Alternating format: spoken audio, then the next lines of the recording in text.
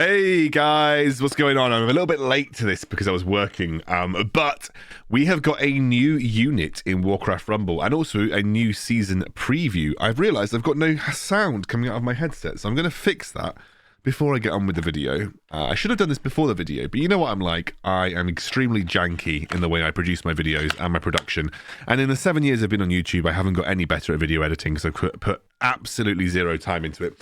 Anyway, so we're going to quickly watch this Season 4 preview.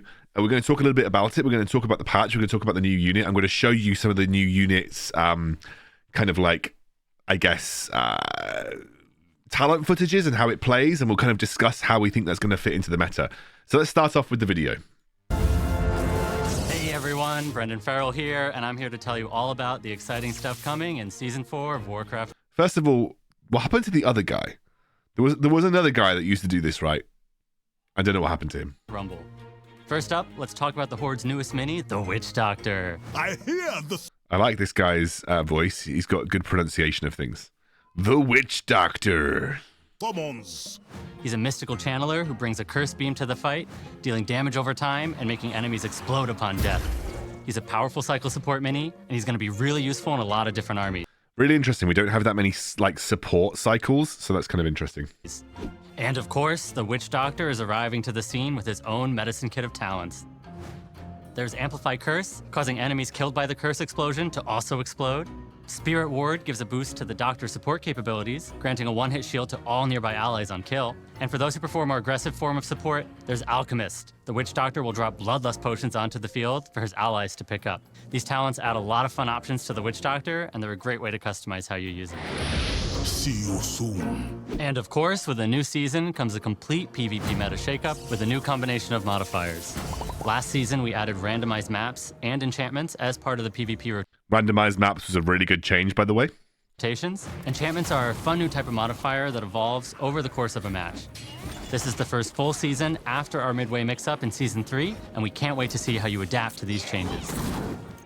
And as always, we have new emotes. You can earn them as well as Hooray. the Witch Doctor through your Guild War Chest and PvP. We've also got some exciting PvE content on the horizon with events, and they're coming sooner than you may expect. They're a fun new themed God, I hope so.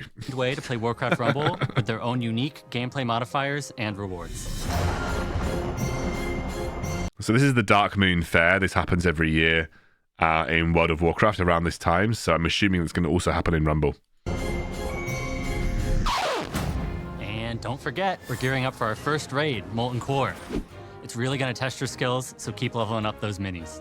We are so excited for season. Okay, so basically raids coming in sometime in the horizon. We have got some kind of PvE extra game mode coming to the table. I'd love to have, as I said before, PvP game modes, but that's for a different video. We'll talk about that at a different time. But okay, very interesting. Right, shall we? Oh, thank you, my lovely.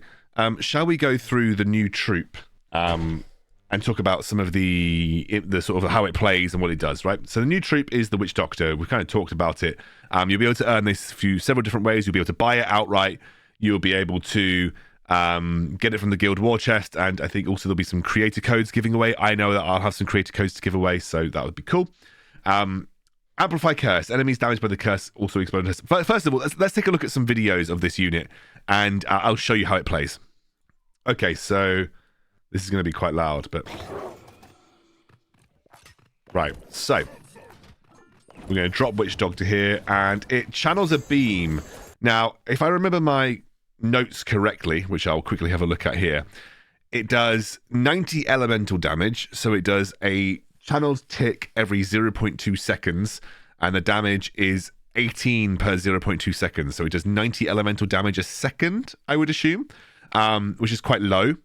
And it behaves similar to Chalga's channel. It also has 300 base health. It can hit flying units, so it will be able to hit flying units. It is a Horde family unit. It costs 2 gold. Its traits are ranged, area of effect, elemental, cycle, and you can unlock it via PvP rank ups in the war chest. Okay, so I'm just reading anything else. If the beam enemy dies while the beam is connected, it will explode on death, dealing damage in an area. I don't know what that damage is specifically. Can't defeat many enemies 1v1. So I'm guessing you're gonna see that here. Sorry, I just sneezed. So, as you can see here, Channels basically does absolutely 0 damage to this Prowler. But the Prowler dies and explodes in an area. It doesn't explode there on the... and actually, interestingly enough, if you go back and have a look at that, 1 second.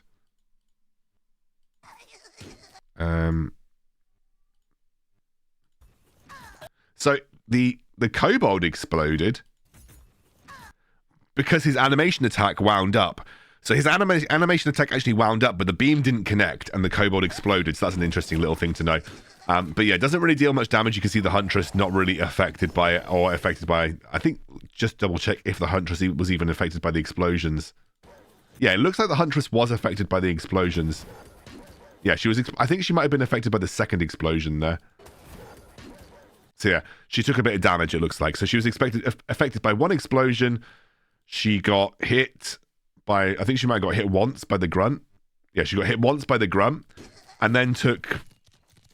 probably like just less than 1 second's worth of channel damage. I assume obviously it's elementals, so yeah, not a huge deal of damage being dealt by this unit. Probably better versus lower HP targets that are built up in squads. It is meant as an anti-squad unit. So let's move on. Let's have a look at some more footage of it. Okay, let's have a look at some of the talents now. And we're going to take a look at Alchemist. So this is the one that drops a Bloodlust potion. By the way, he does not Bloodlust himself. It's a little bit confusing in this video because the Witch Doctor is Bloodlusted, but that's because it's next to Gromash. I assume the cadence of dropping is similar to Griffin Rider. So it drops a rather large radius Bloodlust potion, and it Bloodlusts the Warsong Raider, which is in a Gromash deck. Interesting, because Gromash is going to grant Bloodlust anyway. However, good for targeted Bloodlust usage, and it actually gets Bloodlusts into other deck types which wouldn't normally have it. And considering that Ogre Mage is not a meta unit, you know, adding Bloodlust to a deck could be really good. Like, Bloodlust is a very important modifier. It can massively increase the trading power or destructive power of certain units like Warsong Raider, like Gargoyle. I could see this being a pretty good talent. I could see there being some sort of weird potion deck talent where you run Griffin Rider for 2 cost and Witch Doctor for 2 cost, and you just do like a leveled up Bloodlust unit that you just run at towers. Worth thinking about, isn't it? But yeah, that's interesting. I like that. That's interesting. Let's go to the next talent. Okay, this is Amplify Curse. This means that any units that are affected by the initial explosion or the explosion will then also explode themselves when they die. And you can see it made relatively short work of this Earth Elemental, did quite a bit of damage across the board. Now, obviously, Earth Elemental hasn't got the highest HP and is armored, so this is obviously elemental damage, so it's going to deal a bit more damage to it. The other thing that I noted about this is that look how many tower hits that guy's taking. Like, we don't know what the level of the tower is, so we don't know, like, if there's a big level discrepancy here. 1 second, I'm going to sneeze. So we don't know if there's a big level discrepancy here. This talent, to me, feels interesting in the sense that, you know, it might be good, but it seems quite situational. Much better versus squad minis, much better when things are grouped up. Requires a kill to activate, which might not always happen. So, you know, the value might not always be there with this talent, but it's definitely got a very high ceiling for what it could do. Think of it a little bit like Ren's Flaming Soul talent. People don't like it because it's not as reliable as Scale and Steel, but the ceiling for what it can do is very high. Just have to be in the right scenario. This, to me, is the most interesting talent, especially because this video raises more questions than I have answers. But as you can see here, we've got shields that are applied to our minis when a unit near them dies. I think must be with the explosion radius when affected by a curse beam. But watch this, right? Watch the Warsong Raider. 1 hit, still has the shield, it looks like. 2 hits, and then the shield disappears. Does the shield stack? Because if the shield stacks, that could be potentially OP and broken. It obviously only lasts for a short amount of time because now the Witch Doctor and the Kobold have lost their shields. But it looked like the shield stacked, and it blocked 2 hits from that Tar Creeper, which is very interesting. That could be potentially insanely strong. Again, requires a kill to activate those, so you know, you're not always going to get the value out of it. So let's go back to the patch notes. Okay, so Amplify Curse, Spirit Ward, and Alchemist. What do I think is going to be my first go-to talent? It'll be between Spirit Ward and Alchemist, I feel like. I think like Amplify Curse in PvE is probably going to be the best talent, because you can set up these scenarios much more easily in PvE where you're going to get massive value out of that talent. Whereas in PvP, I think Alchemist or Spirit Ward is going to be the go-to talent. So it just depends on what you want to use this unit for. Amplify Curse is much easier to get value out of in a PvE scenario where you can kind of see what happens in that scenario and then play around it. Whereas in PvP, you're very unlikely going to get value out of Amplify Curse. Or like most of the time, not going to get value out of Amplify Curse. Spirit Ward, have to get a kill to make it work, but potentially has a very high ceiling. Whereas Alchemist is just a guaranteed Bloodlust for 2 mana on a unit, which could be a really, really high impact unit. And you can basically pick what unit you want to get Bloodlust because it's another potion deck. And we've seen that potion decks can be strong with the form of Gargoyle.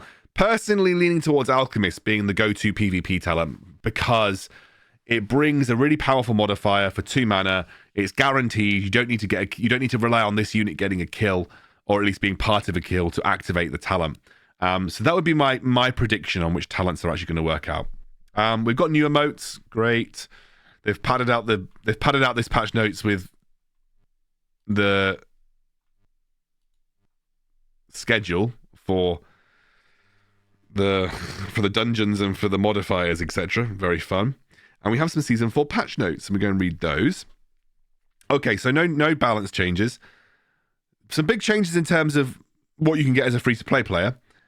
Now, during daily rewards, there is a chance to grant a large amount of coins. Now, I believe those coins were like 300, 600, or 1,000, so you could get a lot of coins from daily rewards. Mega tomes, and very rarely a mythic tome. Mythic tome is 11 pages, I believe. XP gem bonuses have been increased for the start and middle of the player level journeys, trying to make it easier for people to kind of scale the ladder.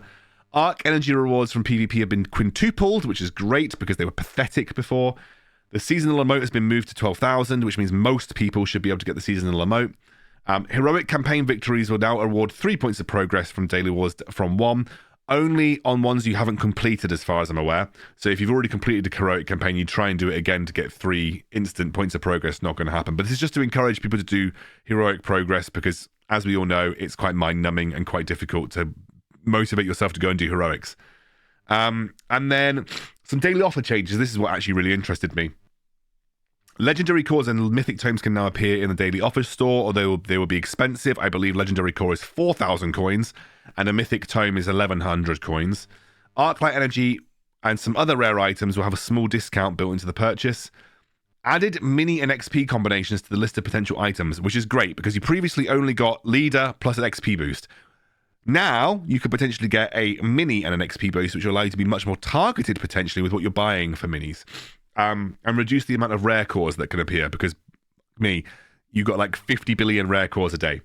And that's all the notes. That is what we've got so far for Season 4. So what do you guys think? Me personally, looking forward to Darkmoon Faire. I think that could be interesting, but a little underwhelmed again for like the 3rd season in a row. I understand that we've got content coming down the line though. So, this is just me talking as a passionate player. But I do know, having talked to the guys, they have got stuff coming. It's just that, I feel that needs to come like soon, personally. But hey, got a new mini to play around with. We've got another season to kind of jump into. More PvP decks, more PvE decks. Let's see how it goes. And I'll be giving away, hopefully, some stuff about Witch Doctor this week, so keep your eyes peeled. I'll see you soon. Okay,